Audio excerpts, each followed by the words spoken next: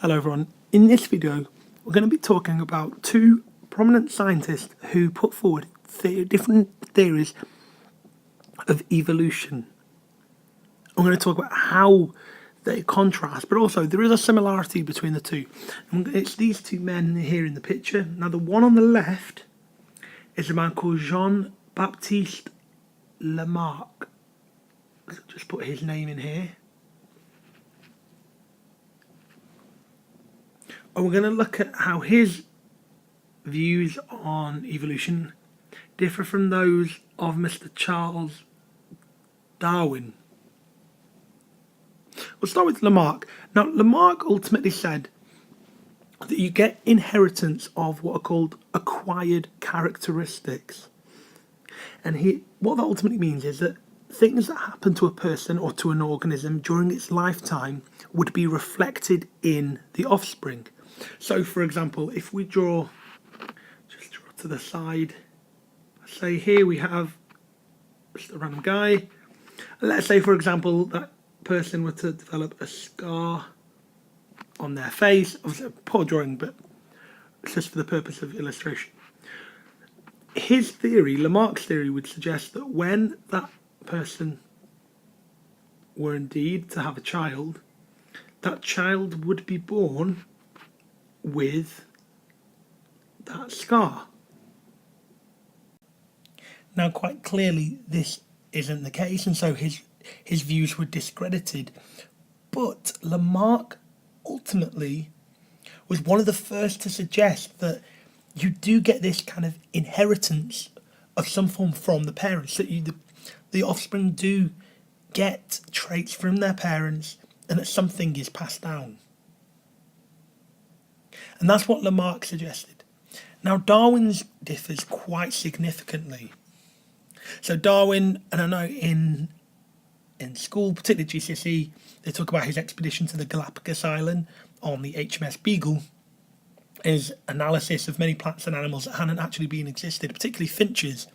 And he was able to notice that organisms that were able to adapt better to their environment would ultimately survive. He said that due to selection pressures, so things in the environment that were causing organisms to behave differently or necessarily to act differently, due to selective pressures, you got competition for what is essentially limited resources. And those that could compete better would survive and pass on their sort of useful characteristics, if you like. And that's what he terms survival of the fittest. And those that would survive would pass them on to offspring, and their offspring would pass them on to the future generations. And he proposed that this was a theory called natural selection. That nature, in a way, is almost selecting those that can most favourably adapt to it. So what we're going to do is just move this all over to the left and just bring in these few notes that I've got here, ultimately to just summarise what I've said. So Darwin believed there was competition due to selection pressures that led to survival of the fittest, and those better to adapt to the environment would survive, and those that survived could reproduce to produce offspring with that kind of beneficial variant. And by the beneficial variant, I mean that kind of adaptation that they had. So let's think about a classic example that many textbooks, particularly in school, you learn about, and it's the example of the giraffe and its long neck. So we'll just bring this up here for a moment.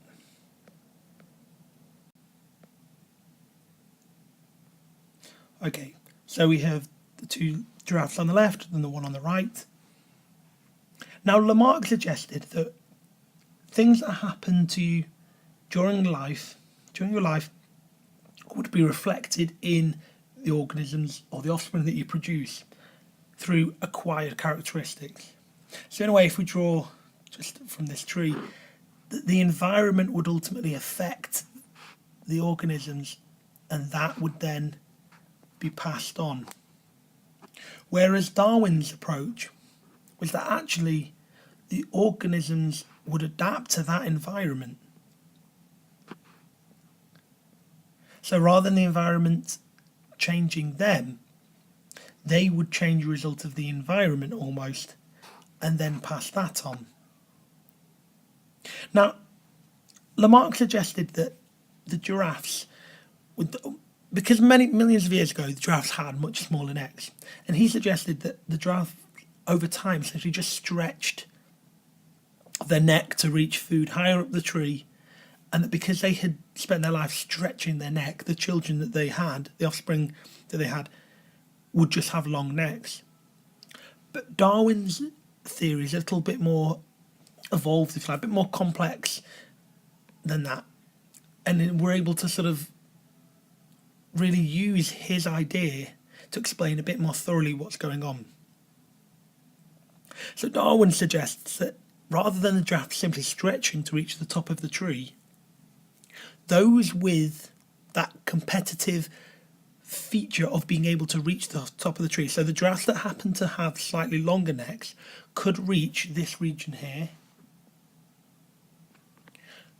and thus were able to basically reach more of the food, could compete better for the food. And over time, they would outcompete those that couldn't reach the food. They didn't have such good access to it. And this kind of beneficial variance, this sort of longer neck, slight excess length and neck that the giraffe had, would allow it to survive, produce offspring, and those offspring over time would have developed that long neck and inherit that from the parents. Now, with both of these theories, ultimately, there's a lot of scope for criticism, aside from the religious aspect and the fact that particularly in Darwin's theory, he kind of removes God, if you like, suggesting that evolution is just this kind of natural process.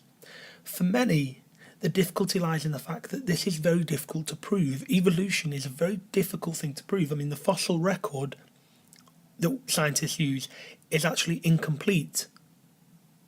There are big gaps in it, which makes proving this quite a tricky thing. But there is another example that we talk about in school that can help and can sort of put forward another sort of suggestion, if you like. So again, we'll just reduce this. And in this example, we're going to just think about bacteria. So I'm just going to draw a very rough sketch of some bacteria. So we've got the capsules and the flagella coming off. Let's just draw six random bacteria. Now, when bacteria reproduce, they do so and copy their DNA. So they divide by what's called binary fission, the DNA gets copied, and sometimes when they copy the DNA, there could be a mutation, a random change in the base sequence of that DNA. Now, some mutations in life are beneficial, some can be harmful, but let's imagine that the bacteria we have here, we're using a drug to destroy. Let's imagine these bacteria are actually inside the body of somebody, and we're giving them a medicine to destroy them. And let's imagine we've destroyed these. But this one here, this bacteria at the bottom, was the one bacteria in which that mutation occurred in. This bacteria that has that mutation may develop resistance to the particular drug that is being given. And just like Darwin suggested, because this mutation is a sort of beneficial variant, makes it different to the rest, it's able to ultimately survive and thrive in the body and reproduce. And when this bacteria reproduces, it would essentially produce